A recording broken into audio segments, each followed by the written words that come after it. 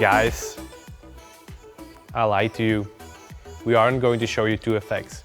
We are going to show you 3 effects. The last effect that we are explaining is the hand coming out of your mouth. It's quite simple, but you need to mask a lot. For the shots, you need one with the actor where he opens up his mouth. We recreated the original shot where an arm grabs the actor's head from behind and pulls him backwards. Now for the hand coming out of the actor's mouth, we filmed it in the same location so that the lighting is completely the same. We also use a green screen to make it ourselves easier. A tip I can give you: don't move your hand too much. Just hold it still and keep your fingers together. Then move your fingers a little, but not too crazy. Now in After Effects, it's quite simple. Place your hand shot above your actor. Key out the green and place it on the position where you want it to start. If needed, you can also scale it to fit in the actor's mouth. Create a mask so that only a small part of the fingers are visible in the mouth. Next up, enable the animation for the position, scale and the mask path. Move further in time and let the hand come out of the actor's mouth. Move it up with the position, use the scale if needed, and adjust the mask so that it follows the lips. As you can see, it's quite an easy effect, but the masking will take some time to get it right. And that was it for today, guys. I hope you liked And that was it for today, guys. I hope you liked the 3 effects we made for you. Hit the and that masking will take some time to get it right. And that was it for today, guys.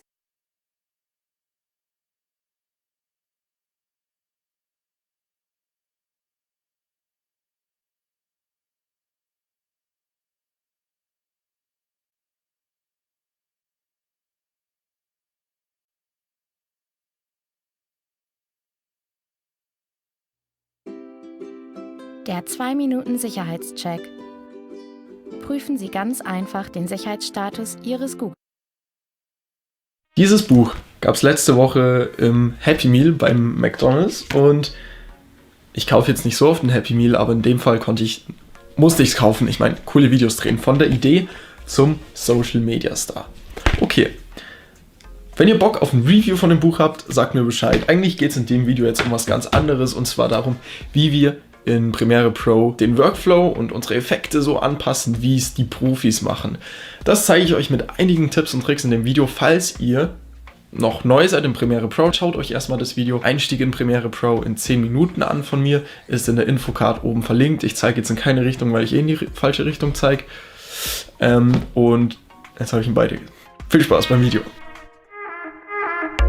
Um dir die 5 Tipps, die ich in diesem Video zeigen will, möglichst gut erklären zu können, habe ich mir einige Clips schon rausgesucht und wir können direkt damit beginnen mit dem ersten von den 5 Tipps, und zwar ist das Speed Ramping, wie du das am besten machst.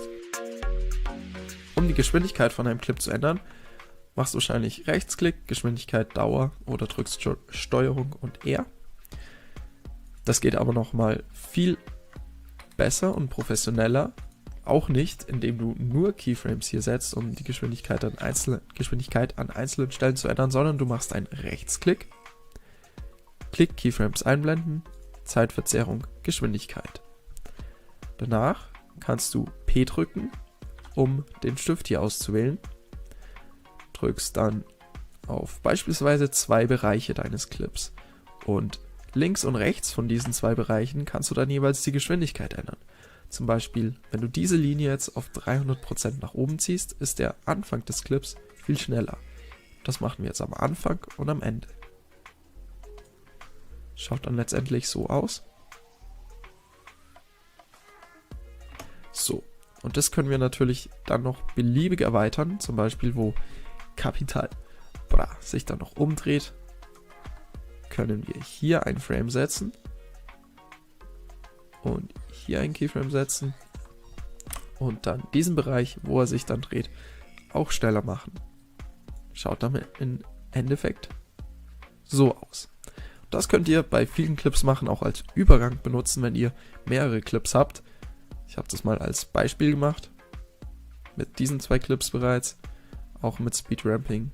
Und damit kommen wir auch schon zum nächsten Trick, mit dem wir jetzt mit After Effects arbeiten. Und zwar ist es das Zusammenspiel von Premiere Pro und After Effects. Das kann man relativ umständlich machen, wie man es am besten macht. Aus meiner Sicht ist es aber, indem ihr auf einen Clip oder auf mehrere Clips Rechtsklick macht, durch After Effects Komposition ersetzen. Dann startet im Hintergrund After Effects und ihr könnt diesen Clip dann in After Effects bearbeiten. After Effects hat sich geöffnet und ihr müsst jetzt erstmal ein Projekt anlegen für After Effects, nenne ich jetzt effects.aep. Und hier sehen wir auch direkt von dieser Zeitverzerrung, die wir in dem Projekt hatten, unsere Keyframes auch in After Effects, was schon mal sehr praktisch ist, dann können wir das hier auch anpassen. Was wir jetzt aber hier hauptsächlich machen können, ist verschiedene Effekte hinzufügen, indem wir sie aufs Video ziehen. Dieser Medieneffekt macht das Bild unscharf und ja, wie auch immer man das nennen will. Und diesen Effekt können wir jetzt zum Beispiel so lang laufen lassen, bis diese Geschwindigkeit von 300% aus ist. Setzen wir hier nochmal ein Keyframe. Und dann speichern wir das ganze After Effects Projekt und sehen, in Premiere Pro wurde das schon 1:1 so übertragen. Wir können uns Renderung also direkt anschauen. Das ist also schon mal, macht den Workflow viel leichter und so arbeiten die Profis. Eine weitere richtig coole Sache in Premiere Pro ist das Arbeiten mit Masken. Masken verwenden wir, um Effekte nur auf bestimmte Bereiche anzuwenden.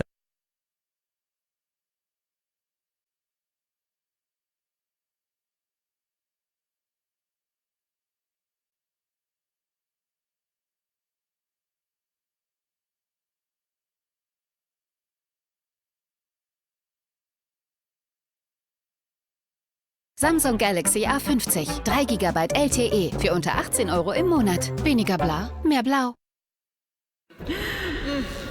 Using Premiere Pro's Ascent.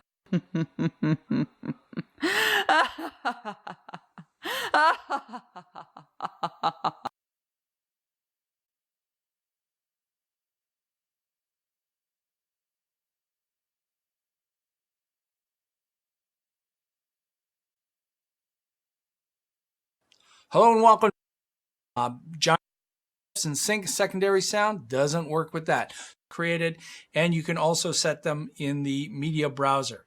I'm just going to go through these right here. When you turn this on, these become available, and you have 4 options: copy, transcode, create proxies, and copy and create proxies. First of all, copying, you can use this just to copy the media, and you can verify the media with MD5 verification.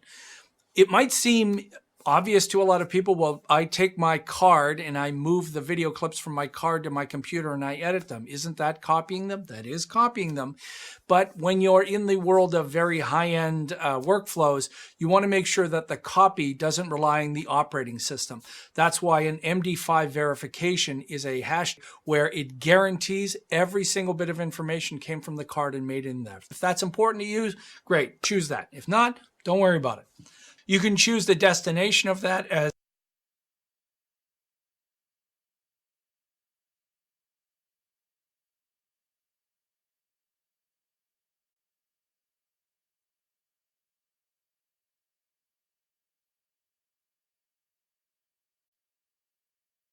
Hey guys, what's up? This video's multi-band compressor, and you can do all of your edits right there. I'm going to show you a better way to do this. We're going to do effects direct by a couple things you're going to notice immediately is we took Lee's gain from all the way being down to, I think it was like -18, to now it's at about -6 or 9. So it's definitely increased the overall volume, but it's also brought up some of the quiet sounds and made them really loud, and some of those quiet sounds are the bass. And if you play this on a system that has a subwoofer like I have here, or if you're listening in your headphones, you might hear that rumbling sound. And for a podcast style interview, we don't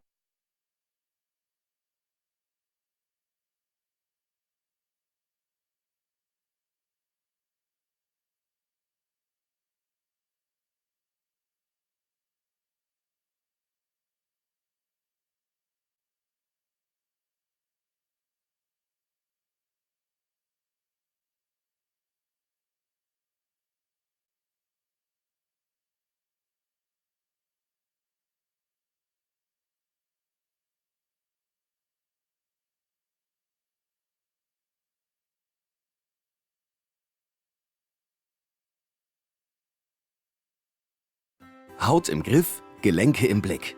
Die Psoriasis, oder auch Schuppenflechte genannt, zählt Okay. Films and music videos. But I swear that I culture discombobulated. All these people picking sides, I'm just trying to circumnavigate it. Got me thinking, man, the situation getting complicated. Let me tell you, all the 90s, baby, got the juice now.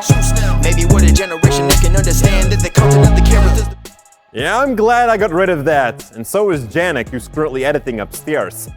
No idea where Lorenzo is at, though. Anyways, I'm glad to be back in the studio, and I want to start off by thanking Storyblocks, our channel sponsor. Storyblocks is a huge library where you can find tons of stock footage, After Effects templates, video effects, transitions, and so much more. The cool thing is that you only have to pay a single price per year, and with that, you can download unlimited video assets from their growing library. Definitely make sure to check it out as well. You can do so by following the first link in the description below. The first scene is not important for the effect, but I do want to show you guys how we recreated that same setup as within the Eminem clip.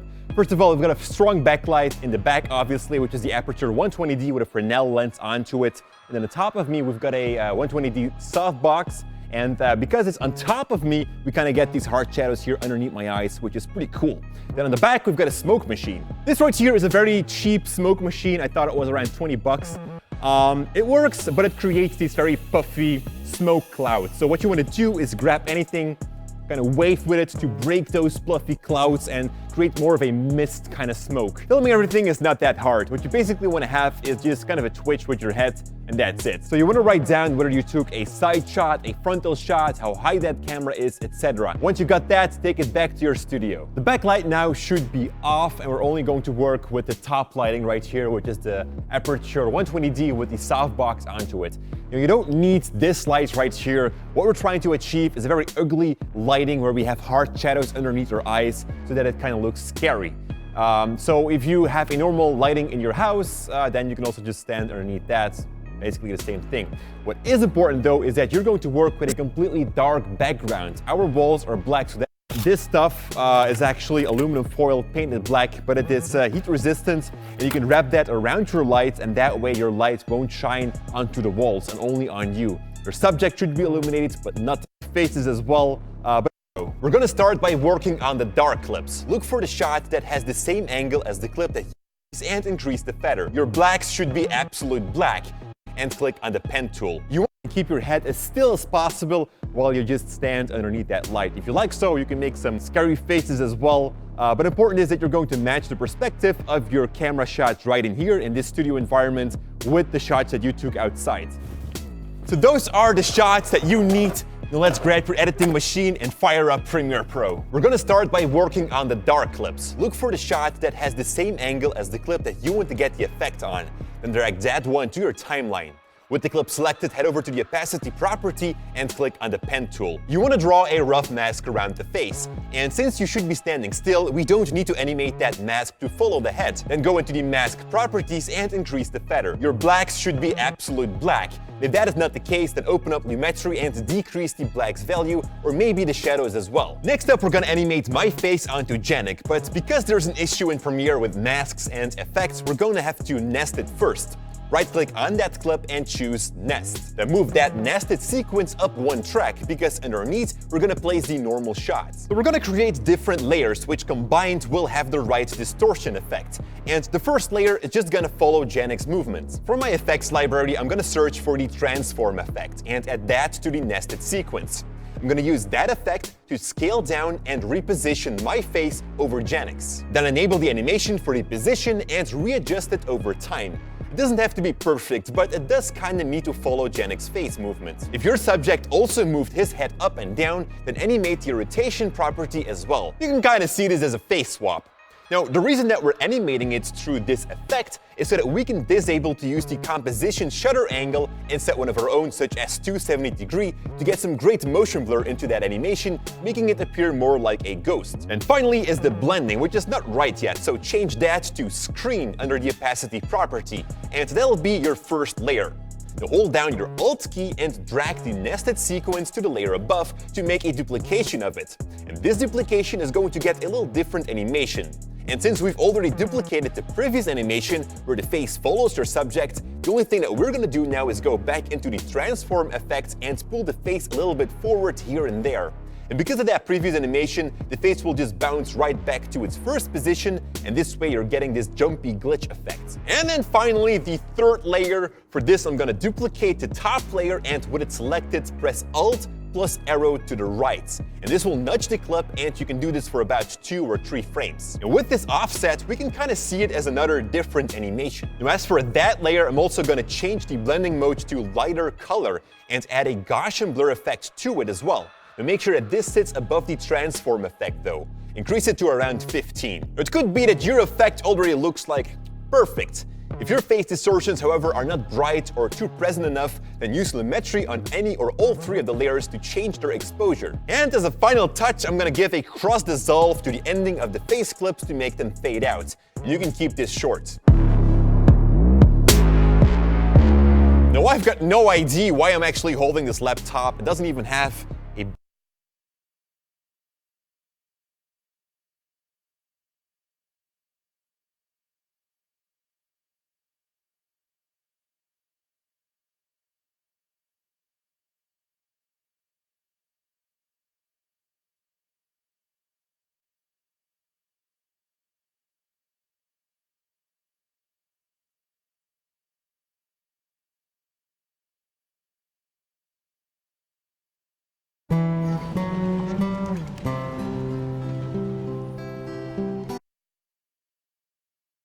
this particular visual effect, and I will talk about all of those in due time. Houdini.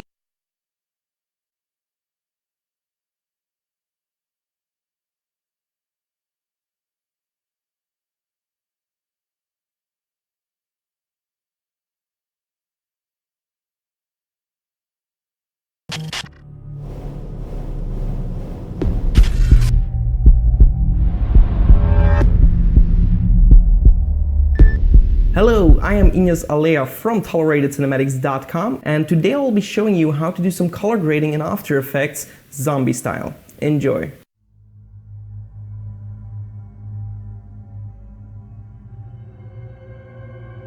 Alright, so here we are in Adobe After Effects, and I have my zombie clip here. So if we drag this into a new composition, just like this, can be a little bit less to add in the. And if we press F on the keyboard, we can feather this up a little bit, just like so. Then what I've done is adding another adjustment layer, and I'm going to rename this to color grading. And here I will be adding a little bit of noise and grain, and add the grain. For the viewing mode, we are going to change this to final output, and intensity we are going to change this to 0.5.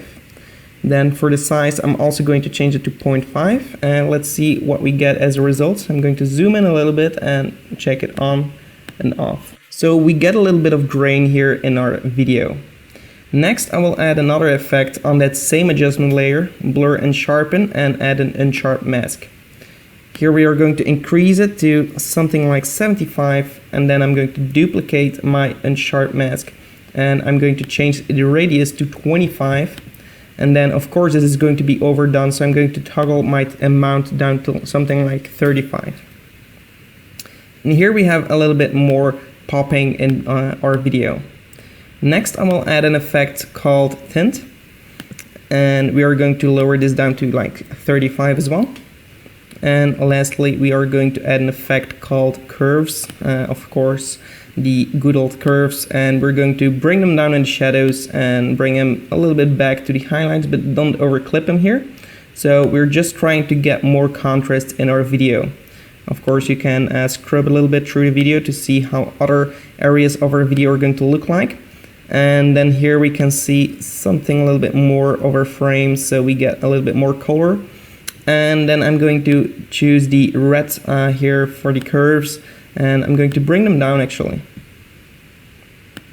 Something like this is a little bit too much, so I'm going to leave them a little bit there in the highlights and then bring them down in the shadows so we get these nice green shadows.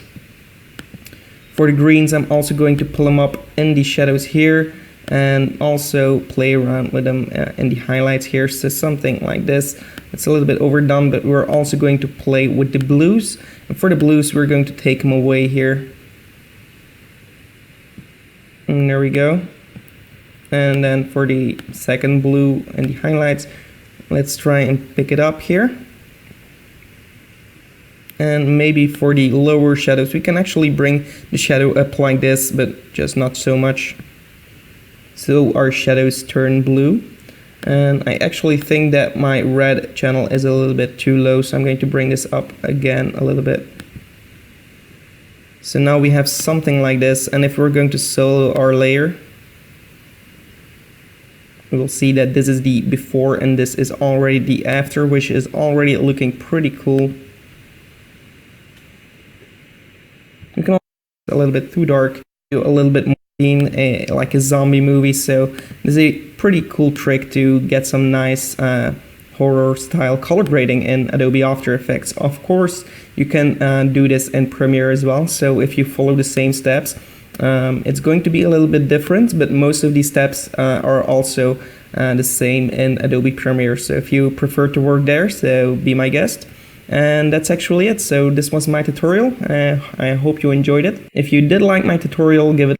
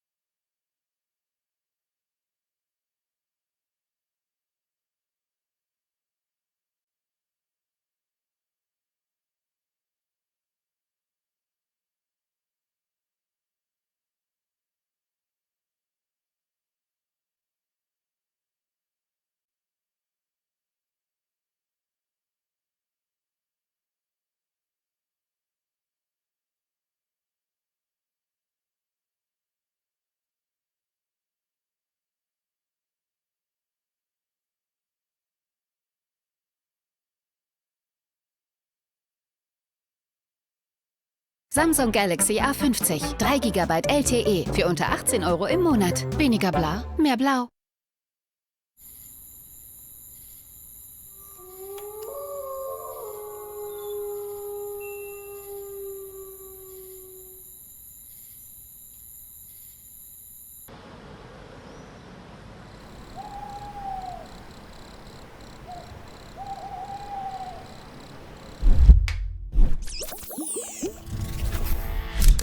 Hey folks, Jordy here for CityCam.net, and today is Copycat Friday, where we recreate a popular film technique.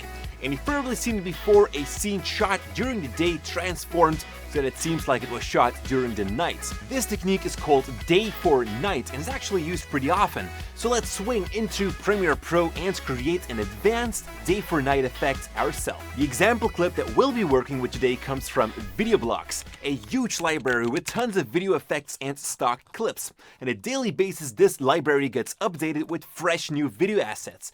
Check it out for yourself. You can visit the first link in the description below and start your 7-day trial for free. So we'll turn this shot into a nightscape, and there's a very big misconception about color grading a night look. It's not just about making your shot darker and adding blue into it. No, the first thing you need to work on is the sky. If we would make the entire shot darker, we still remain a bright sky. So what we'll do is create an adjustment layer. Lay that on top of the clip and draw a mask on it by using the pen tool from the opacity property.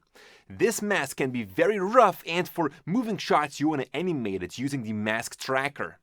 Now open up the Lumetri color window and decrease the exposure with having your adjustment layer selected. Of course, you want to increase the feather of the mask to remove the edge and perhaps also play with the mask expansion to line up the mask better.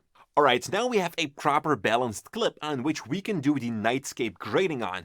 Select the original clip and from your Lumetri color window, we'll first decrease the highlights to get rid of the harder sunlight. Now let's decrease the exposure for a general darkness. The image you want to animate the top of the clip and draw a mask on it by using the pen tool from the opacity property. This mask can be very rough, and for moving shots you want to animate it using the mask tracker. Now open up the Lumetri color window and decrease the exposure with having your adjustment layer selected. Of course, you want to increase the feather of the mask to remove the edge and perhaps also play with the mask expansion to line up the mask better. Alright, now we have a proper balanced clip on which we can do the nightscape grading on.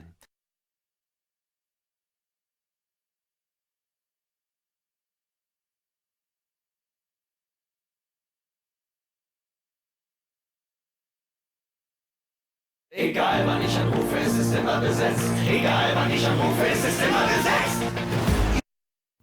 Have you ever wondered how the heck then you're rolling?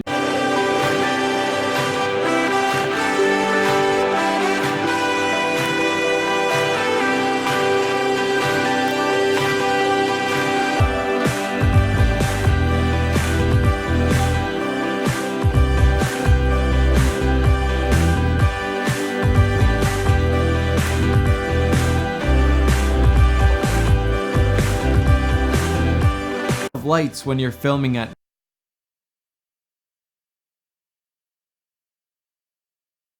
Hello guys, they actually offer right now a Christmas sale, 50% off everything in their store, hundreds of lights, and then here you can see all of these shots were done in the day. But what you'll notice right away is that even though it was done in the middle of the day, and even though it was, so let's say if I did this properly in my camera settings and it kind of made it a little bit warmer, this is more or less how this shot would have looked if I were properly exposing this shot. This is how it actually looks the way we shot it. So, and then what I mean is that, you know, those white shirts that those guys are wearing, you'll notice that these shirts will be completely blown out up here. And again, that's a normal thing because, you know, white is supposed to be bright, right? But when you're doing a day for night scene, obviously the light, you know, or the moonlight is never going to be that strong. So you want to make sure that none of your elements basically in your shot are really clipping. The second they start clipping or being overexposed, basically going here like, you know, over 100% or close to it, that's a bad thing because it's just not gonna make the effect look as realistic.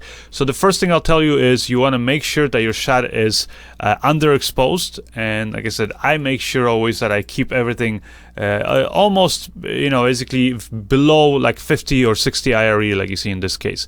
But definitely, you know, make sure at least that nothing is going, you know, I would say above 90 IRE. And also another thing is you already want to kind of offset the colors, because you don't care about capturing too much of the kind of the red colors, but you do want to get all the shades kind of the blue. And again, that's because usually at night, with it being actually illuminated by the moon kind of has a bit of that kind of a bluish tint. So if I do, adjust my white balance the way we did it when we shot it, you can see right away it gives you this kind of a bluish, more of a night feel. Now, I don't want to completely underexpose this shot. Now, if this was done back in the day when the day for night was first being done, for example, in the 50s and some of like the early color films, then the way they did it is they actually already were kind of underexposing the film stock. But when you're recording or digital video, you don't want to go too dark, because just in case you want to bring up some information, let's say in their face or things like that, you still have that info. You just want to make sure that you, at the same time, you're not clipping the shot. But for example, if I were to underexpose it too much, which is kind of more or less, this is how I want the final shot to look. Well, if I made a slight mistake, and let's say, or if I wanted to bring up the information on this guy's face, so I can see, let's see what he's doing, then again, there's not much information there for you to pull the, or save this shot from. So again, this is kind of a well shot or exposed shot when it comes to day for night. And then the next step is literally just doing the color grading. So, and here in Adobe Premiere, we're just going to take the shot, and again, I'm going to adjust the exposure now, bring it further down, so somewhere there. And another thing I'll tell you is, if I just keep on decreasing this shot, it's going to get darker, but it's also going to get to a point where kind of everything in the, like example, these places like under, for example, the hat here, the face, which were already a little bit darker than the rest of the scene, they're going to get so dark that you won't really be able to make out anything. So usually what you want to do is you want to decrease the contrast. So I'm going to drag the contrast down, so that this way, I can see a little bit more information there in the shadow still. So something like that. I might even adjust the temperature, kind of shift it even more towards the blues, and maybe underexpose the shot a little bit more, somewhere there. And then usually the one thing I also do is I'll kind of decrease the saturation, is because I want it to be blue, but I don't want the shot to have too much color, because whenever you're actually getting a shot at night where there isn't a lot of light, usually the darker it is, the less saturated the shot is going to be. So I'm going to decrease the saturation maybe to around 70, 75 in this case. And right there now, if I were to play this shot, it kind of is already looking like it was shot at night, right? And that's kind of more or less what you would have gotten back in the day when films were being shot, day for night, before computer effects were available. Definitely looks better than what we originally had. This now it feels a lot more like it's night. But if you want to take it to the next level, then you want to replace basically the sky here and actually put stars, because that's what we would actually see if it was like a nice clear kind of a night sky. So here I have these two other shots that are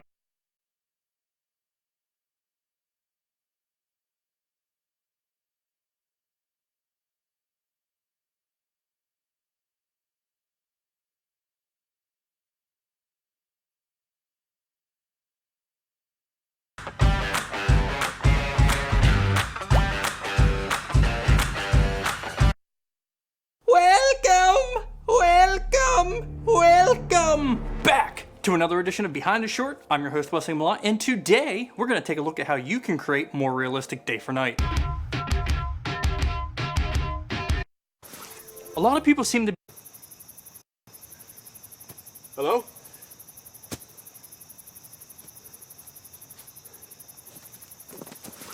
A lot of people seem to be surprised when I tell them that short film shot throughout daylight. I always get the same response. How you do that, bro? How you do that, bro? How you do that, bro?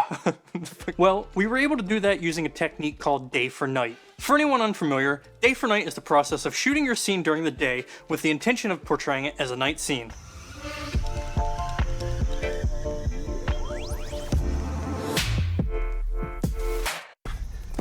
Interacts with peers and use them. Cloudy overcast day for night, seeing really bright highlights. This video is brought to you by Squarespace. Whether you need a domain... No, I can't come out tonight. Yeah, I'm... ...horror movie look. And I want to make it abundantly clear that this isn't a tutorial on how to make a great horror movie, or even just how to make a horror film. It's just a video about how to give your videos that certain like cinematic horror movie aesthetic. That being said, but that also has a lot of places for things to hide, like trees and bushes, and darkness also helps. I've also found that texture is a big factor here. If you want to get a really scary look, you can find a location that has a lot of gritty textures, not very smooth, clinical looking surfaces. A great way to add some extra texture to any location is by using fog. It's a trademark of classic horror films, but it can be pretty tricky to pull off. You can sometimes have naturally occurring fog, but it's oftentimes seasonal and just in general rare, in addition to lasting a very short amount of time and not being very consistent. You could use a fog machine, but if you're like most people, including me, and don't just keep a fog machine around, you can use this really nifty product called Atmosphere Aerosol. It's basically just an aerosol can that allows you to spray artificial fog into your location. The advantage of this over an actual fog machine is that it's obviously a lot cheaper, but it's also a lot smaller, so you can carry this around in your camera bag. Atmosphere Aerosol doesn't have any affiliation with this video, it's just a really nifty product that I've used for a while now. The other great thing about fog is that it carries light through your scene, which gives you a lot more flexibility to go for different looks with lighting. If you're going for this look, the lighting should definitely be pretty dark, but not so dark is going to give you a very dark overall look, but you're still going to have defined shapes in your shot. And of course, just websites, all that.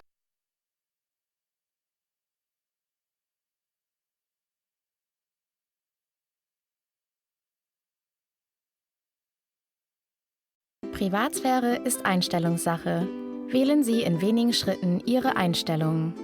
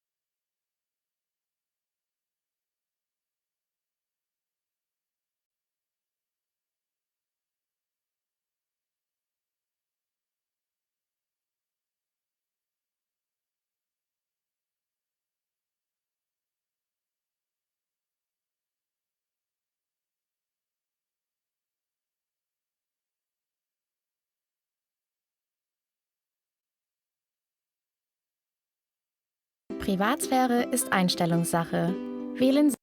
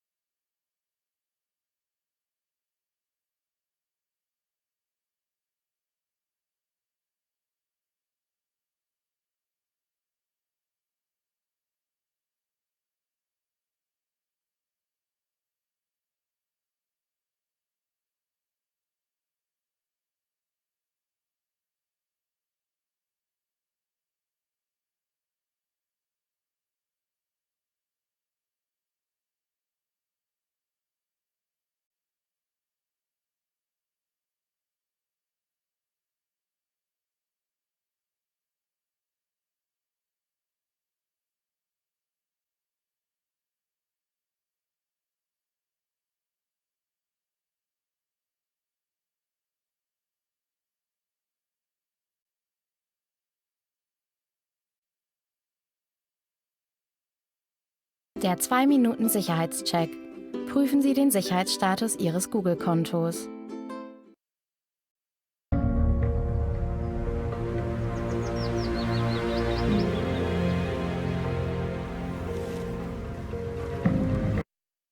This video is brought to you by...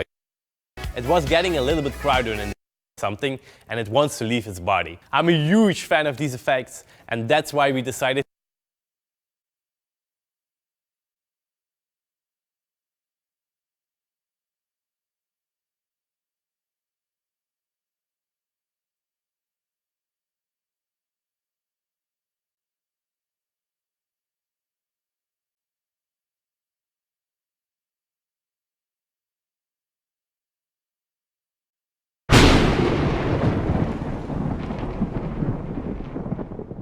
Hey, what's up? I'm Ines Alea from ToleratedCinematics.com, and today I will be giving you a few tips and tricks on how to create a scary video vibe for your videos.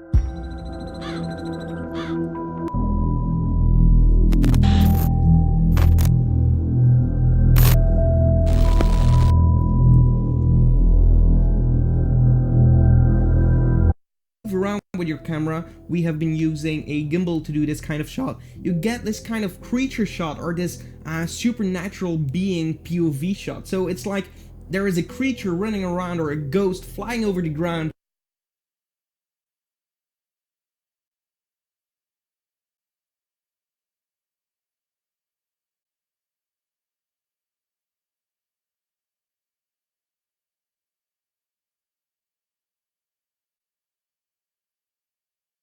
Der 2-Minuten-Sicherheitscheck. Prüfen Sie den Sicherheitsstatus Ihres Google-Kontos.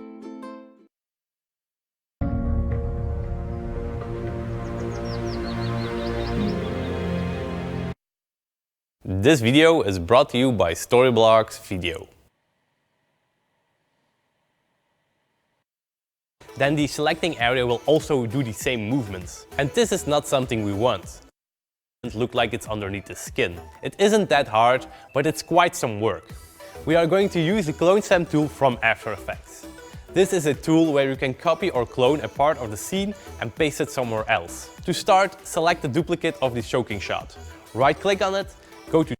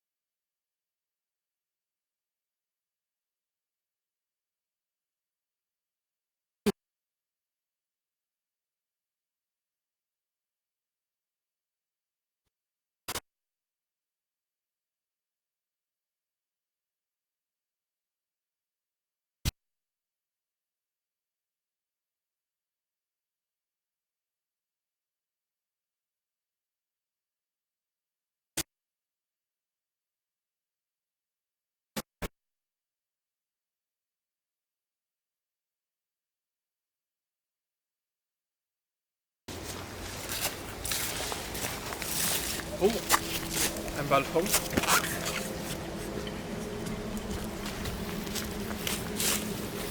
Noch ein Ballon.